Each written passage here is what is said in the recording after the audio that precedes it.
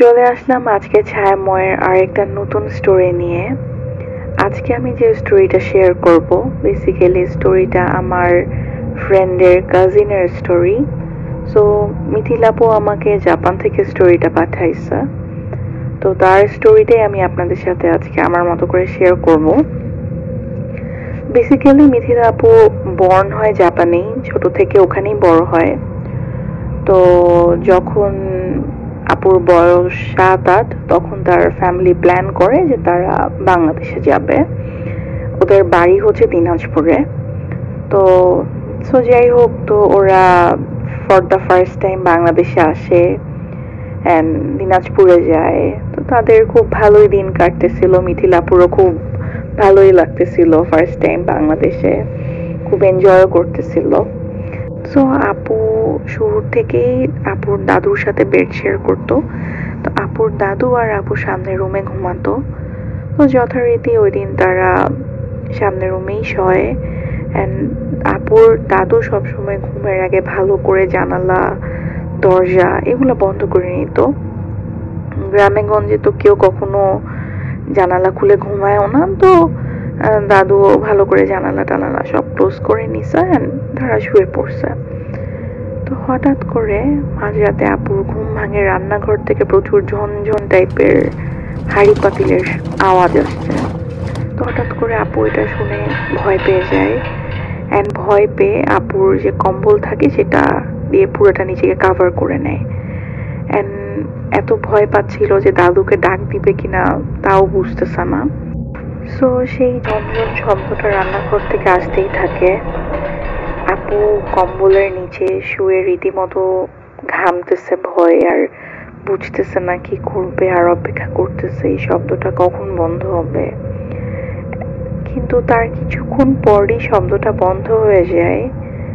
কিন্তু সব থেকে ভয়ের পার্ট যেটা হয়, শব্দটা বন্ধ হওয়ার কিছু সেকেন্ড পরই আপু জাস্ট শুনতে পায় যে জানালার পাশ দিয়ে কেউ একজন আপুকে ডাকতেছে, মিথিলা বাইরে আসো, মিথিলা বাইরে আসো। একটা মহিলার ভয়েস, সে আপুকে ডাকতেছে বাইরে আসার জন্য। এটা শোনার পরে আপুর আর সেন্স কাজ করতেছে না, সে কি করবে, সে এতটাই ভয় পায়।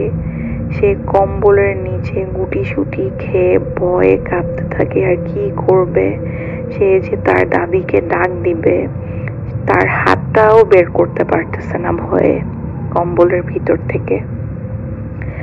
তাকে বেশ আরো কয়েকবার ওই মহিলার ভয়েসটা আপুকে ডাকে যে মিথিলা বাইরে আসো, মিথিলা বাইরে আসো। পরে আপু ভয়ে কান্না করতে করতে কখন কম্বলের ভিতরেই ওভাবেই ঘুমায় যায়, আপু বলতেও পারে না। দেন যখন সকাল হয়, আপু সকালে উঠেই সবার আগে তার বাবা মাকে পুরো রাতের স্টোরিটা বলে যে কালকে রাতে, গতকাল রাতে কি কি হয়েছিল। তার দাদা দাদুকেও বলে।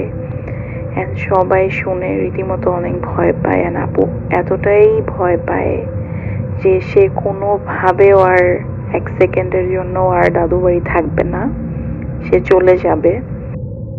পরে সবাই, আশপাশে সবাই বা ওর দাদা দাদুর মা বাবাও রীতিমতো অনেক ভয় পায়। তারাও বলে যে এরকম মজা তো কেউ করবে না অবশ্যই, তাও এত মাঝরাতে, তাও একটা মহিলা।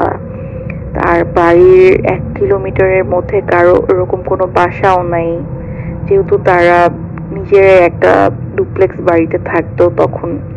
তো ওই বাড়ির আশপাশে ওরকম কোনো বাড়িও ছিল না। সো কেউ যে এসে মজা করবে ওরকমও না। তো যাই হোক, তো সবাই রীতিমতো ভয় পায়। আপু এক সেকেন্ডের জন্য আর থাকতে চায় না। সো যেহেতু পরে তারা ডিসাইড করে, আপুর বাবা মা ডিসাইড করে যে ঠিক আছে তারা আর একদিন পরই তারা ঢাকায় চলে যাবে। যেহেতু বেশ কয়েকদিনের জন্যই আসছিল বাংলাদেশে, তো বাকিটা টাইম তারা জাপানে যাওয়ার আগে তারা বাকিটা সময় ঢাকায় স্পেন্ড করে। সেটাই আপুর first and last time Bangladesh visit ছিল। টিল নাও আপু আর কখনোই বাংলাদেশে আসে নাই, এখনো এত বড় হয়েছে তারপরও আসে নাই। সো আপু আমাকে এটা মেল করছিল অ্যান্ড আমাকে টেক্সটিংও বলতেছিল যে এত বড় হয়েছি এখনো পর্যন্ত স্টোরিটা আমার মাথায় এভাবেই গেঁথে যায় যে আমার কাছে মনে হয় যে বাংলাদেশে গেলে সিনটা আবারও আমার সাথে হবে।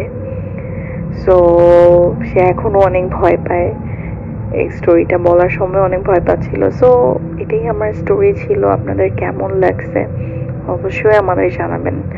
অ্যান্ড থ্যাংক ইউ কষ্ট করে শোনার জন্য।